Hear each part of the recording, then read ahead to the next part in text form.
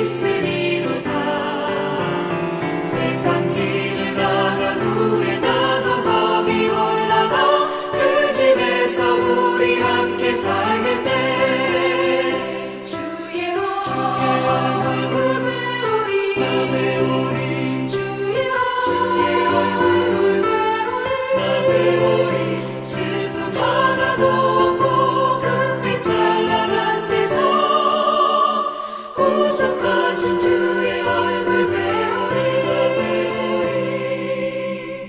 이 세상에 머물 동안 주의 일을 힘쓰며 주의 구원함과 은총 전하고 나의 생명 마치는 날 저 번 향해 올라가 주의 얼굴 그곳에서 배우리 주의 얼굴 배우리 나 배우리 주의 얼굴 배우리 나 배우리 슬픔 하나도 없고 금빛 찬란한 데서 구속하신 주의 얼굴 배우리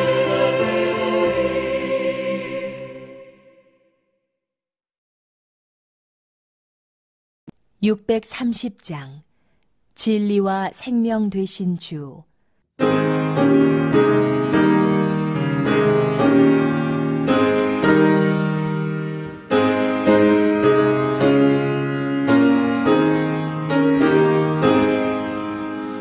진리와 생명 되신 주 이번을 바치옵니다.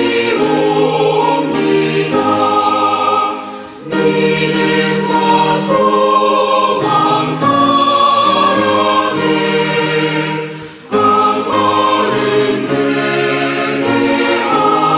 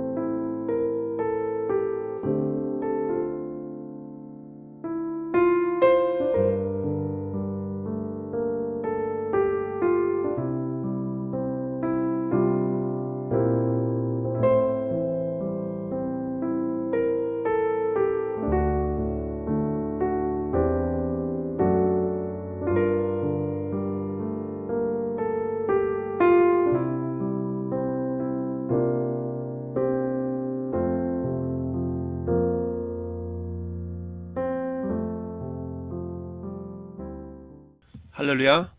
2월 첫 주일이지만 벌써 2월의 4분의 1이 훌쩍 지나갔습니다. 계절적으로는 이제 입춘 절기가 지나갔기 때문에 서서히 봄 기운이 완연해질 것으로 보입니다.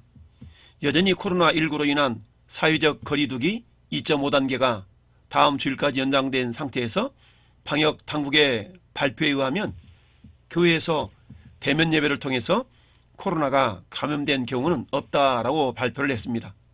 그럼에도 불구하고 여전히 정상적인 예배가 드려지지 못하는 현실이 참으로 안타까울 따름입니다. 사단은 이때를 기회로 삼고 기독교 복음이 전파되지 못하도록 온갖 방해 공작을 펴는 모양새입니다. 영적인 안목으로 보면 마귀가 자기의 때가 얼마 남지 않았음을 알고 최후의 발악을 하는 듯합니다. 이럴 때일수록 우리의 믿음이 견고해질 수 있기를 바랍니다. 하나님께서 이사야 선지자를 통해 말씀하신 것처럼 굳게 믿지 아니하면 굳게 서지 못한다라고 하셨습니다. 이번 주에는 설 명절이 들어 있습니다. 코로나 때문에 명절다운 명절이 되지 못한 지가 근 1년이 다 되어 갑니다. 매스컴에서는 고향을 찾지 말라는 것을 은연중에 압박을 합니다. 그렇습니다. 우리들이 이처럼 육신의 고향을 사모하며 그 고향을 찾아가고 싶어하는 것이 인지상정인데, 하물며 죽은 영혼을 살려주신 주님이 계신 영원한 본향을 향하는 우리의 마음들은 어떠한지 돌아보는 계기가 될 수 있기를 바랍니다. 함께 읽은 오늘 본문을 통해서 하나님께서 우리에게 주시는 깨달음이 있기를 바랍니다. 다 함께 오늘 말씀의 제목을 합독하시겠습니다. 두 열두돌. 그렇습니다. 두 열두돌이라는 제목으로 하나님의 말씀의 은혜를 나누기를 원합니다. 이집트에서 430여 년 동안 종살이하던 이스라엘 백성들을 10가지의 재앙을 애굽에 내리심으로 그들을 구원해 내셨습니다. 광야를 거쳐서 가나안 땅으로 그들을 인도해 드리려는 하나님의 계획하심이 있었습니다. 하나님께서 이스라엘 백성들에게 너희들이 알아서 가라 하지 않으시고 친히 함께 하시면서 낮에는 구름 기둥으로 밤에는 불 기둥으로 그들을 인도해 가셨습니다. 그래서 오늘 본문에 나타난 하나님을 이렇게 고백해 보시겠습니다. 하나님은 임마누엘이십니다. 그렇습니다. 임마누엘이라는 말은 하나님이 우리와 함께 계신다라는 의미입니다. 마태복음 1장 23절에 보라 처녀가 잉태하여 아들을 낳을 것이요 그 이름을 임마누엘이라 하리라 하셨으니 이를 번역한즉 하나님이 우리와 함께 계신다 함이라 라고 말씀합니다. 주의 사자 곧 가브리엘 천사가 마리아의 남편 요셉에게 한 말입니다. 이 말씀은 예수께서 이 땅에 육신의 모습으로 오시기 700여 년 전에 이사야 선지자 입술을 통해서 예언한 말씀을 인용한 것입니다.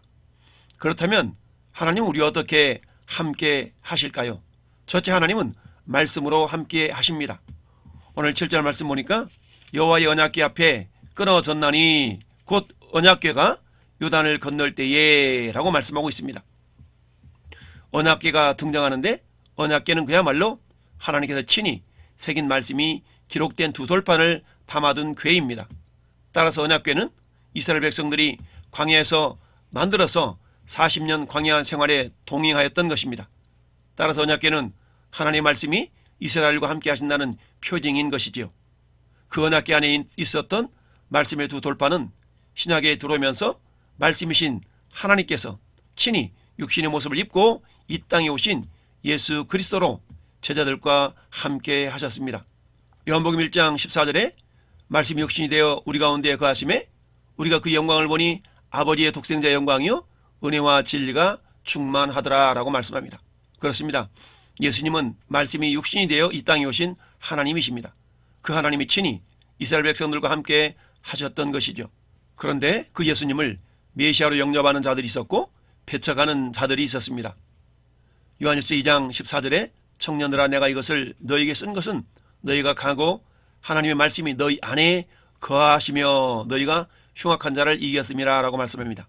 그 하나님이 오늘 또 말씀으로 우리와 함께 하십니다. 둘째, 하나님은 성전으로 함께 하십니다. 우리는 성전이면 건물로서의 이미지가 먼저 떠오릅니다. 그러나 하나님의 자녀된 저와 여러분들의 생각 속에서 성전하면 떠올라야 하는 것은 건물이 아닌 우리의 몸과 예수님의 몸이어야 합니다. 왜냐하면 성경은 우리의 몸이 성전임을 거듭 말씀하고 있기 때문입니다. 고린도전서 3장 16절에 너희는 너희가 하나님의 성전인 것과 하나님의 성령이 너희 안에 거하시는 것을 알지 못하느냐라고 말씀합니다. 고린도전서 6장 19절에도 너희 몸은 너희가 하나님께로부터 받은 바 너희 가운데 계신 성령의 전인 줄을 알지 못하느냐라고 말씀합니다. 성전은 성령의 전이라는 의미죠. 성령께서 거하시는 집이라는 말입니다. 그런데 예수님은 스스로를 성전이라고 말씀하셨습니다. 요한복음 2장 19절에 예수께서 대답하여 이르시되 너희가 이 성전을 헐어라 내가 사흘 동안에 일으키리라. 유대인들이 이르되 이 성전은 46년 동안의 지역권을 네가 3일 동안에 일으키겠느냐 하더라. 그러나 예수는 성전된 자기 육체를 가리켜 말씀하신 것이라 라고 말씀하죠. 또한 계시록에서도 예수님을 성전으로 묘사하고 있습니다. 계시록 21장 22절에 성 안에서 내가 성전을 보지 못하였으니 이는 주 하나님 곧 전능하신 이와 및 어린 양이 그 성전이심이라. 셋째, 하나님은 성령으로 우리와 함께 하십니다. 육체로 오신 예수님은 그 당시 사람들과는 함께 할 수 있었겠지만 한계가 있었습니다. 왜냐하면 육체는 시간과 공간의 제약을 받기 때문입니다. 그래서 예수님은 그를 믿는 모든 자들과 함께 하시려고 성령을 보내주신 것입니다. 요한복음 14장 16절에 내가 아버지께 구하겠으니 그가 또 다른 보혜사를 너희에게 주사 영원토록 너희와 함께 있게 하리니 라고 말씀합니다. 영원토록 우리와 함께 하시는 그 보혜사 성령님, 그 성령님은 우리 안에 계시면서 내가 너를 떠나지 아니하고 결코 너희를 버리지 않겠다라고 약속해 주셨습니다. 이처럼 임마누엘 하나님은 말씀으로, 성전으로, 성령으로 우리와 영원토록 함께 하시겠다라고 말씀하십니다. 그런데 하나님의 약속의 말씀을 믿고 사는 자들이 있는가 하면 여전히 지식으로는 믿지만 여전히 현실과 상황에 매여 자기의 생각대로 살아가는 많은 사람들이 있습니다. 바라기는 왕성의 모든 성도들은 이처럼 말씀으로, 성전으로, 그리고 성령으로 함께 하시는 하나님과 생명의 교통을 누리는 복된 사람들이 될 수 있기를 예수님의 이름으로 축원을 드립니다. 오늘 본문에는 두 곳에 각각 12돌을 세울 것을 하나님께서 여호수아에게 명령하시는 내용이 나옵니다. 요단 강바닥에 세운 12돌이 그것의 하나입니다. 지금 요단 강물은 위에서 내려오는 물은 멈춰서 담을 이루고 있고 아래인 사이로 흘러가던 물은 온전히 끊어진 상태입니다. 이는 언약궤를 맨 제사장들의 발이 요단강 물가에 잠기자 곧 위에서 흘러내리던 물이 멈춰선 것입니다. 이 얼마나 경이로운 장면입니까? 40여 년 전에 모세 지도자를 통해 홍해를 가른 사건을 이스라엘 백성들은 떠올렸을 것입니다. 그러나 출애굽 2세대 사람들에게는 홍해의 기적은 그저 이야기로만 듣던 이야기에 불과했을 수도 있습니다. 하나님은 이러한 출애굽 2세대 사람들에게 다시 한번 하나님의 전능하심을 보여주고 있는 것이지요. 제사장들은 무거운 언약궤를 맨 채로 백성들이 모두 요단강을 건너가기까지 멈춰서 있어야 했습니다. 하나님이 이스라엘 백성들이 요단강을 모두 건너기를 마치자 명령을 내리셨습니다. 그것은 이스라엘 12지파의 한 사람씩 모두 12사람을 택하여 요단 강바닥 곧 제사장들의 발이 굳게 선 그곳에서 12돌을 택하여 그것을 가져다가 오늘 밤 유숙할 곳에 두라는 것입니다. 여호수아는 하나님 말씀대로 12지파의 한 사람씩 준비하게 하여 그들에게 요단 가운데로 들어가 여호와의 궤 앞으로 가서 이스라엘 자손들의 지파 수대로 돌 한 개씩을 가져다가 어깨에 매게 했습니다. 그런데 9절 말씀을 보면 여호수아가 또 요단 가운데 곧 언약궤를 맨 제사장들의 발이 선 곳에 돌 12돌을 세웠다라고 말씀하고 있습니다. 이것은 무슨 의미겠습니까? 강에서 돌 12개를 취했으면 됐지 무슨 돌을 다시 강바닥에 세운단 말입니까? 그것은 첫째, 오늘 하나님이 행하신 일이 강물에 혹은 세월에 휩쓸려 가지 말게 하라라는 것입니다. 사람은 망각의 동물입니다. 우리 속담에 원소는 물에 새기고 은혜는 돌에 새기라라는 말이 있습니다. 그만큼 은혜를 잊지 말라는 말이죠. 그런데 우리는 대부분 거꾸로 살아갑니다.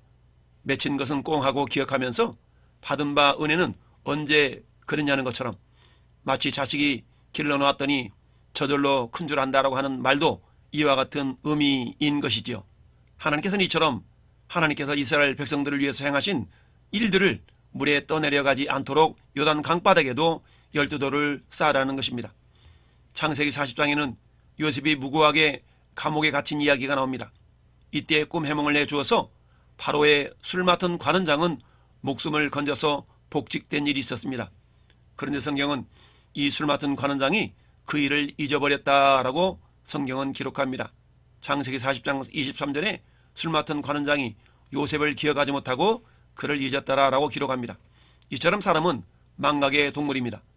그래서 하나님은 요단강을 가르신 놀라운 이적을 행하신 그 하나님이 잊지 말라라고 요단강 바닥에도 12돌을 쌓게 하신 것입니다. 신명기 6장 4절은 이스라엘아 들으라 우리 하나님 여호와는 오직 유일한 여호와이시니 너는 마음을 다하고 뜻을 다하고 힘을 다하여 내 하나님 여호와를 사랑하라. 오늘 내가 네게 명한 이 말씀을 너는 마음에 새기고 라고 말씀하고 있습니다. 그렇습니다. 마음에 새겨서 기억하라라는 말씀이죠. 신명기 15장 15절에도 너는 애굽 땅에서 종되었던 것과 네 하나님 여호와께서 너를 속량하셨음을 기억하라 라고 말씀하고 있습니다. 많은 것을 기억해야겠지만 특별히 출애굽 2세대에 이스라엘 백성들이 있어서 잊지 말고 기억해야 할 것은 출애굽을 통한 하나님의 구원의 역사인 것입니다. 그래서 물은 다시 흘러서 사해로 간다 할지라도 강바닥의 12돌은 그 자리에 남아있도록 하라는 것이죠. 두 번째, 요단 강바닥에 세운 12돌이 의미하는 것은 은혜를 잊지 말라라는 것입니다. 오늘 앞장에 여호수아 3장 15절 말씀을 보면 요단이 곡식을 거두는 시기에는 항상 언덕에 넘치더라. 궤를 맨 자들이 요단의 일이며 궤를 맨 제사장들의 발이 물가에 잠기자라고 말씀하고 있습니다. 즉 곡식을 거두는 시기라는 것은 봄철인데 4월에서 5월경을 의미합니다. 이스라엘 나라 땅에는 크게 두 종류의 비가 내린다고 했습니다. 이른 비와 늦은 비입니다. 이른 비는 9월에서 10월에 내리는 비이고요. 늦은 비는 4월에서 5월에 내리는 비입니다. 늦은 비 이후에 수확하는 계절이 다가오는 것이죠. 그런데 하나님께서 이스라엘 백성들로 하여금 요단강을 건너게 하신 시점이 언제입니까? 그것은 오늘 말씀 19절을 다 같이 보시겠습니다. 첫째 달 11일에 백성이 요단에서 올라왔다라고 기록을 하고 있습니다. 이날은 계절적으로 본다 그러면은 밀보리를 수확하는 시기로 늦은 비가 내린 이후라는 것이죠. 여러분, 요단강은 갈수기와 강수기의 수량의 차이가 엄청납니다. 밀보리를 수확하는 시기인 4월에서 5월에는 늦은 비가 내려서 강물이 언덕에 넘칠 정도입니다. 그런데 비수기 때는 강물이 거의 바닥을 드러냅니다. 그러니 상식적으로 생각하면 이스라엘 백성들이 쉽게 강을 건널 수 있는 때는 강수기가 아닌 갈수기 때이어야 합니다. 그러나 하나님은 요단 강물이 넘치는 때에 이스라엘 백성들이 건너가게 하셨습니다. 왜냐하면 강수기에 건너는 것은 인간의 힘이 아닌 하나님의 역사하심을 가장 잘 드러낼 기회이기 때문입니다. 이처럼 하나님 우리에게 은혜를 잊지 말 것을 교훈하고 계십니다. 시편 103편 2절에 내 영혼아 여호와를 송축하며 그의 모든 은택을 잊지 말지어다 라고 말씀합니다. 골로새서 1장 6절에도 이 복음이 이미 너에게 이름에 너희가 듣고 참으로 하나님의 은혜를 깨달은 날로부터 너희 중에서와 같이 또한 온 천하에서도 열매를 맺어 자라는도다 라고 말합니다. 여러분, 은혜가 제대로 깨달아져야 믿음이 자란다는 의미입니다. 은혜를 깨닫지 못하면 절로 큰 것으로 여기는 것처럼 교만해질 수가 있습니다. 셋째는 옛사람을 완전히 장사 지내라는 것입니다. 여러분, 세례가 무엇입니까? 세례는 나의 옛사람은 죽고 예수 그리스도 안에서 새 사람을 입은 존재임을 외적으로 인치는 것입니다. 그래서 출애굽 1세대 사람들에게 있어서 옛사람이 무엇입니까? 애굽에서 가졌던 생활습관, 우상 숭배 등을 말씀합니다. 이런 것들은 이미 홍해를 건너는 순간에 모두 수장시켜야만 했습니다. 이것을 사도 바울도 고린도전서 10장에서 이렇게 해석하고 있습니다. 고린도전서 10장 1절 2절에 형제들아 나는 너희가 알지 못하기를 원하지 아니하노니 우리 조상들이 다 구름 아래에 있고 바다 가운데로 지나며 모세에게 속하여 다 구름과 바다에서 세례를 받고 라고 말씀합니다. 홍해를 건넌 사건을 모세와 함께 세례받은 사건으로 해석하고 있는 것입니다. 그런데 출애굽 2세대들은 여전히 세례를 받지 못한 상태인 것이죠. 그래서 다시금 가나안 땅에 들어가기 위해서는 옛사람은 죽고 새 사람을 입어야 하기 때문에 요단강 바닥에 12돌을 세운 것은 옛사람을 완전히 장사 지내라라는 의미가 있는 것입니다. 그 강바닥이 어디입니까? 그것은 곧 십자가입니다. 갈라디아서 2장 20절에 내가 그리스도와 함께 십자가에 못 박혔나니 그런즉 이제는 내가 사는 것이 아니요 오직 내 안에서 그리스도께서 사시는 것이라. 이제 내가 육체 가운데 사는 것은 나를 사랑하사 나를 위하여 내 자신을 버리신 하나님의 아들을 믿는 믿음 안에서 사는 것이라 라고 말씀합니다. 또한 갈라디아서 5장 24절에는 그리스도 예수의 사람들은 육체와 함께 그 정욕과 탐심을 십자가에 못 박았느니라. 이 말은 요단 강바닥에 세운 12돌은 예수 그리스도께서 못 박히신 십자가를 상징하며 예수님이 죽으실 때에 저와 여러분의 정욕과 탐심과 우리 옛사람도 이미 다 못 박혀 죽었다라는 소리는 잊지 말아야 합니다. 사랑하는 성도 여러분, 우리 옛사람의 성품들을 모두 요단 강바닥에 장사 지낼 수 있기를 바랍니다. 골로새 3장 9절에 너희가 서로 거짓말을 하지 말라. 옛사람과 그 행위를 벗어버리고 새 사람을 입었으니 라고 말씀합니다. 무슨 말씀입니까? 우리는 그리스도 예수 안에서 이미 옛사람을 벗어버린 자들입니다. 이제는 새 사람을 입은 자들이 된 것입니다. 그것은 하나님의 형상 회복이 이루어지고 있다는 것이죠. 이제 두 번째 세운 12대에 대하여 살펴보겠습니다. 오늘 20절 말씀에는 여호수아가 요단에서 가져온 그 12돌을 길갈에 세우고 라고 말씀하고 있습니다. 여호수아는 12지파의 한 사람씩 요단 강바닥에서 건져 올린 12돌을 어깨에 메고 그날 밤 유숙할 길갈로 가져가게 했습니다. 하나님이 이처럼 왜 두 곳에 12돌을 세우게 하셨을까요? 요단강을 건넌 이스라엘 백성들은 여리고와는 약 3.7km의 거리에 있는 길갈에서 진을 쳤습니다. 19절에는 이스라엘 백성들이 요단강가에서 모두 올라온 날을 굳이 기록을 하고 있습니다. 이 날짜는 첫째 달 10일입니다. 이날은 40여 년 전 이스라엘 백성들이 출애굽을 시작한 날입니다. 출애굽기 12장 3절에 너는 이스라엘 온 회중에게 말라 이르라. 이달 열흘에 너희 각자가 어린 양을 잡을지니 각 가족대로 그 식구를 위하여 어린 양을 취하라 라고 말씀합니다. 하나님은 이스라엘 백성들에게 사망의 권세에서 건진받은 출애굽 사건과 이제 가나안 땅에 들어가기 위해서 거룩함을 입은 요단 도하 사건을 기억하도록 하기 위함이었던 것이죠.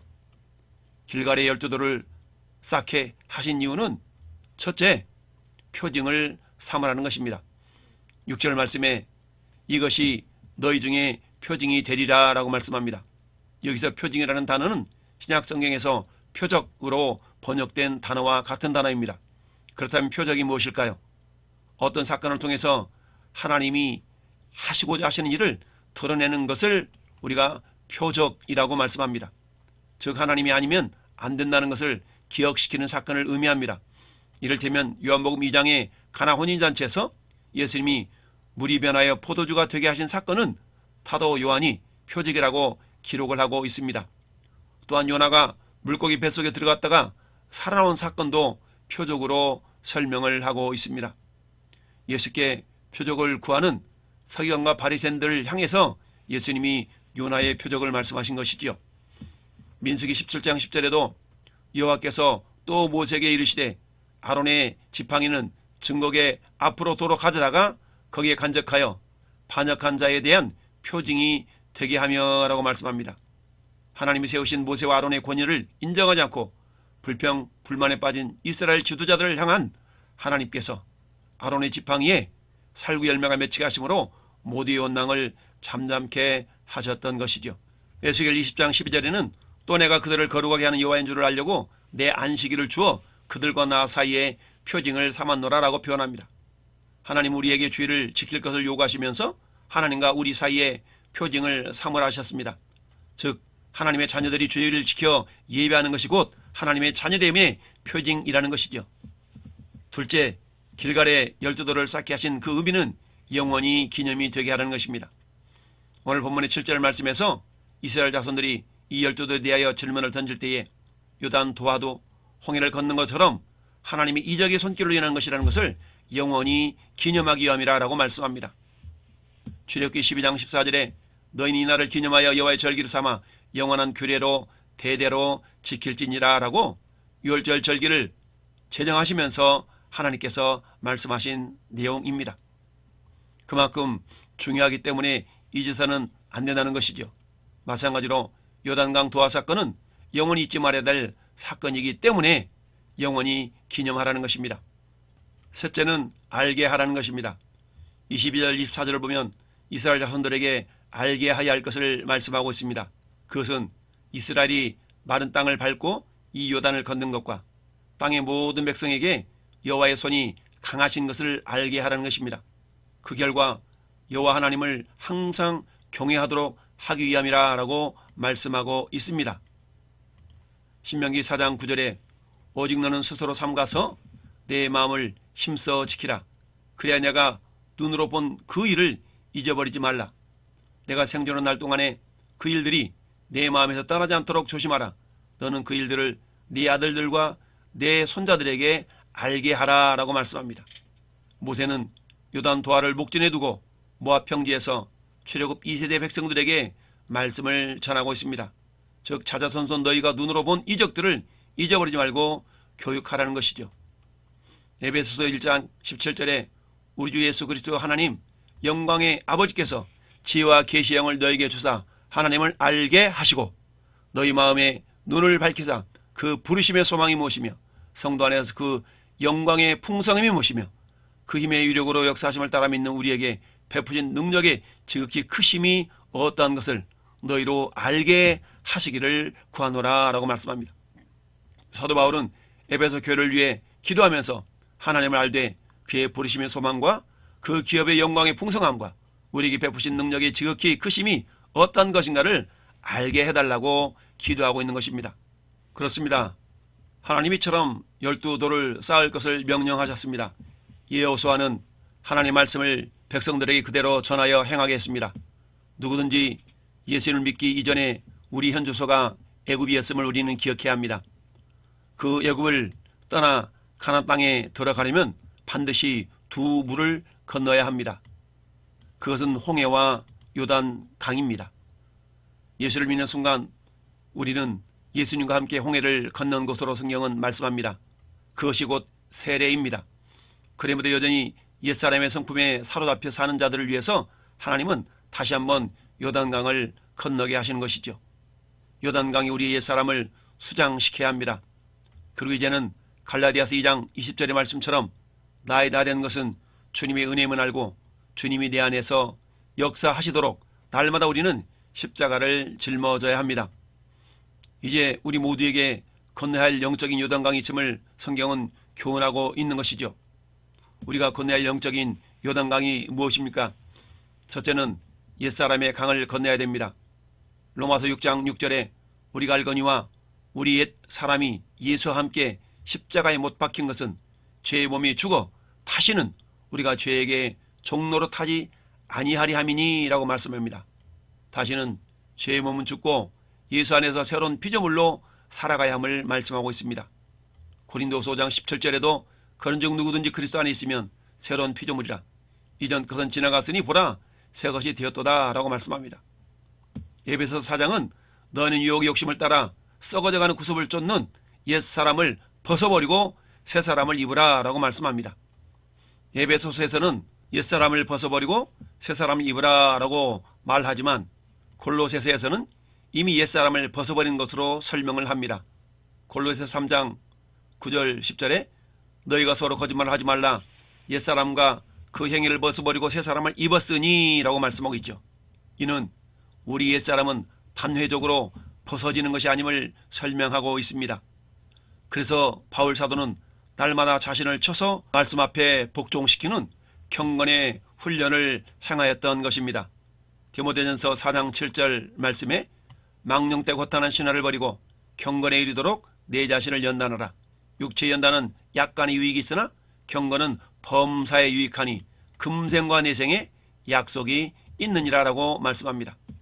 둘째 우리가 건너야 될 요단강은 불신의 요단강입니다. 민수기서는 하나님의 이적의 역사와 이스라엘 백성들의 불신의 세월을 잘 기록하고 있습니다. 민수기 14장 11절에 여호와께서 모세에게 이르시되 이 백성이 어느 때까지 나를 멸시하겠느냐 내가 그들 중에 많은 이적을 행하였으나 어느 때까지 나를 믿지 않겠느냐 라고 말씀합니다. 12명의 정탐꾼들이 돌아와서 부정적인 보고에 온 회중이 모세와 아론 그리고 미림의 보고를 한 여호수아와 갈렙을 돌로 치려고 하자 하나님의 영광이 나타나서 하신 말씀입니다. 우리 모두는 불신의 요단강을 건너야 합니다. 시편 78편 20절에 보라 그가 반석을 쳐서 물을 내시니 시내가 넘쳤으나 그가 능히 떡도 주시며 자기 백성을 위하여 고기도 예비하시라 하였도다.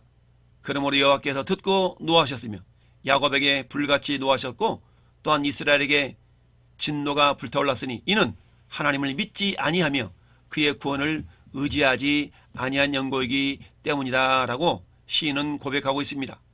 잠시 잠깐의 모세의 분도 때문에 결국 모세는 하나님의 영광스러운 가나안 땅에 들어가지 못한 사건을 시편 기자가 말씀하고 있는 것입니다. 하나님은 믿음을 따라 역사하십니다. 따라서 우리가 믿음으로 반응하지 않는다면 하나님의 역사를 그만큼 지체시키는 결과를 초래합니다.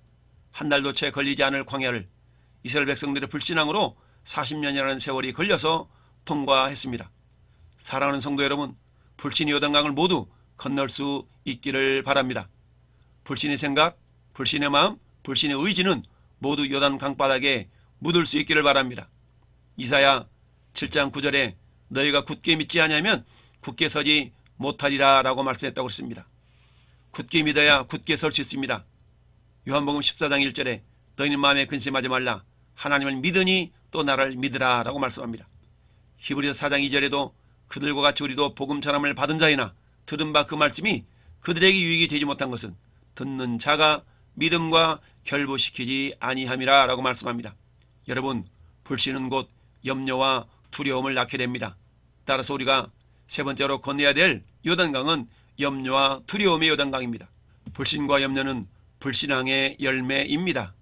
따라서 염려와 두려움을 물리쳐 이기는 비결은 굳은 믿음을 가지는 것입니다. 믿음은 들음에서 납니다. 믿음은 하나님의 말씀을 먹음으로 자랍니다. 믿음은 말씀을 순종하고 복종함으로 자라게 됩니다. 예수님은 산상수훈에서 제자들에게 이렇게 말씀합니다. 마태복음 6장 25절에 그러므로 내가 너희에게 이르노니 목숨을 위하여 무엇을 먹을까 무엇을 마실까 몸을 위하여 무엇을 입을까 염려하지 말라. 목숨이 음식보다 중하지 아니하며 몸이 의복보다 중하지 아니하냐. 또한 그러므로 내일 일을 위하여 염려하지 말라. 내일 일은 내일이 염려할 것이요 한날의 괴로움은 그날로 족하니라 라고 말씀합니다. 왜 염려하지 말라고 하실까요? 하나님께서는 모래보다 많은 수가 있기 때문입니다. 그 수를 가지신 하나님을 신뢰할 때 반드시 염려는 변화의 기쁨과 감사가 되며 그 두려움은 변하여 평안이 찾아오게 됩니다. 사랑하는 성도 여러분, 옛사람의 강을 넘지 않으면 불신의 요단강이 찾아옵니다. 불신의 요단강은 염려와 두려움의 요단강을 불러옵니다.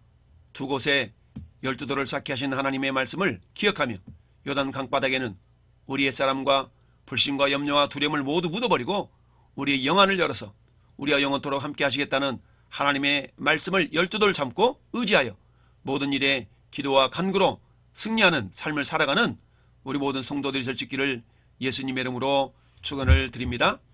아멘.